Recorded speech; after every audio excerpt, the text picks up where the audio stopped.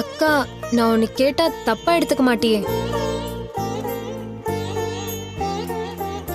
நான் என்ன செஞ்சாலும் உனக்கு பிடிக்காது, விமர்சனம் பண்ணுவ, இது சரியா வராதுன்னு சொல்லுவ.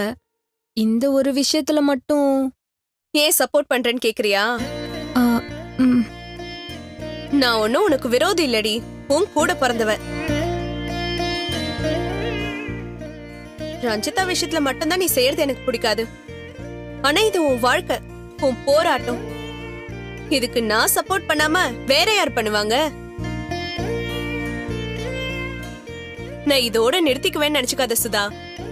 உன் பிசினஸ்க்கு வேற என்ன உதவி வேணாலும் கேளு, என்னால முடிஞ்சதை உனக்கு கண்டிப்பா நான் செய்வேன். நீ ஜெயிக்கணும், பெருசா ஜெயிக்கணும், அதான் முக்கியம். தேங்க்ஸ்க்கா, ரொம்ப தேங்க்ஸ். ஏய், தேங்க்ஸ் சொன்னதெல்லாம் போதும், போய் ட்ரெஸ் போட்டு பாத்துட்டு வா போ. ம், சரிக்கா.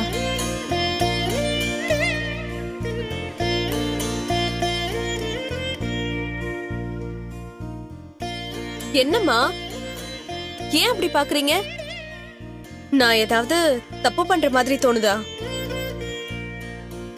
இல்ல வித்யா, ரஞ்சிதாவால உங்க 2 பேருக்குள்ள பல தடவை முட்டிக்கிட்டாலும் இந்த விஷயத்துல தங்கச்சிக்கு ஆதரவா நிக்கிற பத்தியா,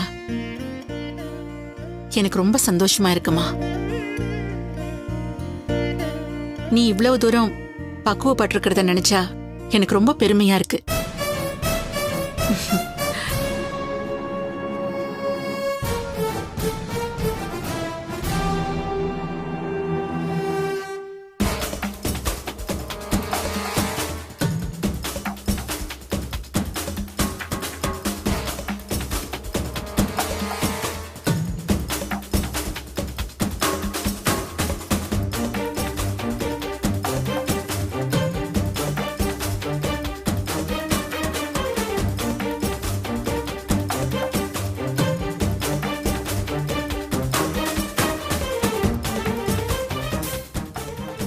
ஹலோ,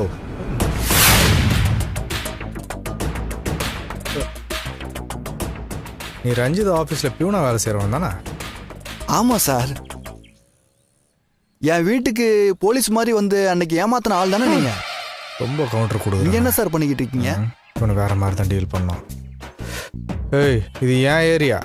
இந்த கேள்வி நான் தான் உங்ககிட்ட கேட்கணும். நீங்கள் என்ன பண்ணுறீங்க? சொந்தக்கார் ஒருத்தர் ரொம்ப வருஷம் கழிச்சு பார்த்தேன் சார். அவர் வீடு கூட இந்த ஏரியாவில் தான் இருக்குன்னு சொன்னார். அவர் வீட்டை தேடி வந்தேன்.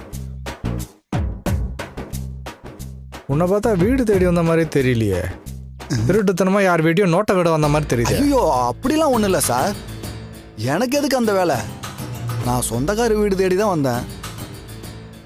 சரி, அவர் பேர் என்ன, எந்த தெருவு? அவர் பேர் சாந்தமூர்த்தி